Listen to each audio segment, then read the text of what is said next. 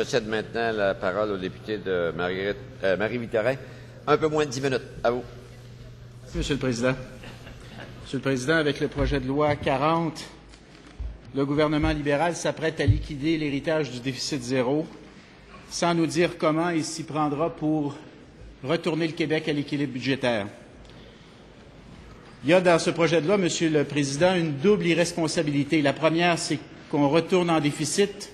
La deuxième, c'est qu'on n'a aucune idée des moyens que le gouvernement libéral entend prendre pour faire en sorte qu'on retourne en situation d'équilibre budgétaire. Les libéraux nous demandent un chèque en blanc, Monsieur le Président. Or, on n'a aucune raison de leur faire confiance. Ils n'ont, à nos yeux, aucune crédibilité. Par exemple, rappelez-vous, Monsieur le Président, les déclarations du Premier ministre le 20 octobre 2008, au cours de la dernière campagne électorale. Je cite la presse du 20 octobre 2008. À son arrivée à la conférence spéciale des provinces pour discuter de la crise financière ce matin, Jean Charest a soutenu qu'il n'était pas question pour le Québec de retourner en déficit. Un déficit, on n'est pas là du tout de répliquer le Premier ministre. Du côté québécois, on a planifié, on a fait des réserves, on a tout fait pour assurer l'équilibre budgétaire. Fin de citation. Sur la péréquation, Monsieur le Président, toujours le Premier ministre. La presse, 29 novembre 2008, je cite, « Le premier ministre sortant a démenti les accusations de sa rivale péquiste. Je cite, « L'information exacte confirmée par le fédéral, c'est une variation de 75 millions de dollars. Ce n'est pas 1 milliard de dollars, a-t-il affirmé, en parlant du premier ministre. Dans un budget global qui fait dans les 66 milliards, on va trouver le moyen de gérer ça. Ça ne remet pas en question les équilibres budgétaires du gouvernement. » C'est le premier ministre qui parlait à ce moment-là, Monsieur le Président.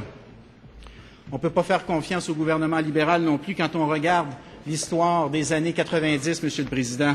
Dans ce document intitulé « Les finances publiques du Québec vivent selon nos moyens », alors c'est daté de janvier 93, Monsieur le Président, le gouvernement libéral d'alors, le gouvernement Bourassa, annonce une stratégie, un scénario de redressement graduel pour nous ramener au déficit zéro, Monsieur le Président. On parlait, entre autres, de l'approche « vivre au-dessus de nos moyens ». Écoutez ça, c'est fort édifiant. Je cite le document. « Cette approche équivaudrait à vivre au-dessus de nos moyens et entraînerait une détérioration importante de la situation financière du gouvernement. » On est en 93. Le déficit budgétaire atteindrait 6,4 milliards de dollars en 93-94 et continuerait d'augmenter graduellement par la suite. Monsieur le Président, il nous présentait dans ce document en 93 un retour à l'équilibre budgétaire en nous disant que si on ne faisait rien, on allait se retrouver avec un déficit de 6,4 milliards. Savez-vous avec quel déficit on s'est retrouvé, Monsieur le Président? On s'est retrouvé avec un déficit de 6 milliards. Ils n'ont aucune crédibilité, Monsieur le Président, pour nous retourner à l'équilibre budgétaire et ça nous rappelle, Monsieur le Président, que le Parti libéral du Québec n'a jamais été capable dans son histoire de faire l'équilibre budgétaire. Jamais, même selon le vérificateur général, le Parti libéral au pouvoir a réussi à atteindre l'équilibre budgétaire pendant toutes les années qui est au pouvoir dans les années 80, 90 et 2000, Monsieur le Président. Le seul parti politique qui est présent en cette Assemblée qui a réussi à atteindre l'équilibre budgétaire dans l'histoire du Québec, c'est le Parti québécois et je suis fier d'appartenir à ce parti-là, Monsieur le Président.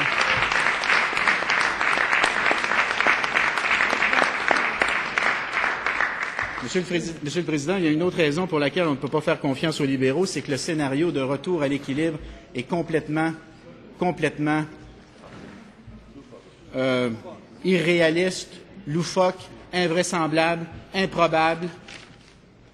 Ils nous disent qu'ils vont devoir trouver 4 milliards de dollars de nouveaux revenus d'ici 2013-2014 sans nous préciser comment ils vont trouver cet argent-là, Monsieur le Président. Comment voulez-vous qu'on les croie quand ils nous disent qu'ils vont trouver 4 milliards de dollars et ils ne nous donnent pas le début de l'ombre d'un indice quant à savoir où ils vont trouver cet argent-là, Monsieur le Président. Et ce n'est pas parce qu'on n'a pas essayé de demander au ministre des Finances de nous préciser les scénarios sur lesquels il travaillait, les hausses de tarifs, de taxes, d'impôts et tout le reste. Pour le moment, on est dans le noir, pour ne pas dire le secret, Monsieur le Président. Et quand on lui demande qu'est-ce qu'il entend faire pour récupérer les 7 milliards de dollars du Québec qui sont actuellement à Ottawa, il est incapable même de nous préciser le chiffre du montant qu'il essaie d'aller chercher à Ottawa, Monsieur le Président. Ils nous doivent 2,6 milliards pour l'harmonisation avec la TPS. Il nous dit que les négociations vont bien, que ça parle, ça jase, ça s'échange de la correspondance. Pensez-vous qu'on va voir la couleur de cet argent-là, Monsieur le Président, dans les prochaines semaines, les prochains mois et prochaines années, de l'argent dont on a cruellement besoin pour équilibrer les finances du Québec? Je ne leur fais pas confiance. Pas du tout, Monsieur le Président.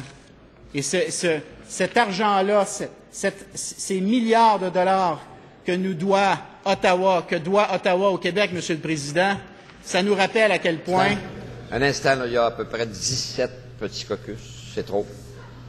Il y a trop de bruit.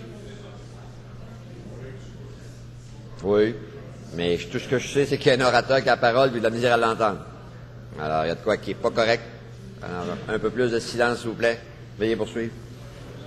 Monsieur le Président, tout cet argent, tous ces milliards qu'Ottawa doit au Québec, ça nous rappelle à quel point il serait nécessaire que le Québec soit un jour le seul maître d'œuvre dans la perception de ses impôts, de ses taxes et de ses revenus, soit par un accord avec Ottawa pour créer un rapport d'impôt unique, par exemple, soit en faisant notre indépendance politique, Monsieur le Président. Si nous étions indépendants, nous n'aurions pas besoin de quémander notre argent à Ottawa.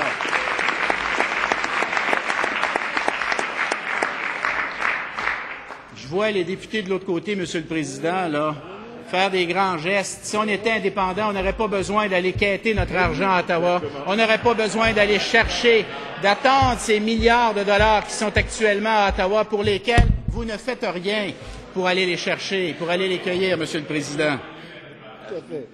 Monsieur le Président, ce projet de loi 40 va ajouter 20 milliards de dollars à la dette du Québec, qui va passer à 170 milliards. Ce projet de loi, Monsieur le Président, va ajouter pour plus de 3 milliards de dollars de plus d'intérêts qu'on va devoir payer chaque année pour le service de la dette, de l'argent qu'on ne pourrait pas mettre dans nos écoles, qu'on ne pourra pas mettre dans nos hôpitaux, de l'argent dont on a besoin pour l'environnement, de l'argent dont on a besoin pour le développement économique, de l'argent dont on a besoin pour la sécurité publique, de l'argent dont on a besoin pour nos familles, Monsieur le Président. Monsieur le Président, ce projet de loi, il est inéquitable pour les générations à venir. On s'apprête, dans les faits, Monsieur le Président, à réhypothéquer la maison québécoise. On avait commencé à rembourser l'hypothèque avec la loi sur le déficit zéro, les grands sacrifices que les Québécois ont dû faire dans les années 90 et 2000. Et là, avec les libéraux, on vient de réhypothéquer la maison québécoise, Monsieur le Président. C'est un immense recul pour notre société. C'est une erreur historique pour le Québec. C'est profondément inéquitable pour les générations à venir.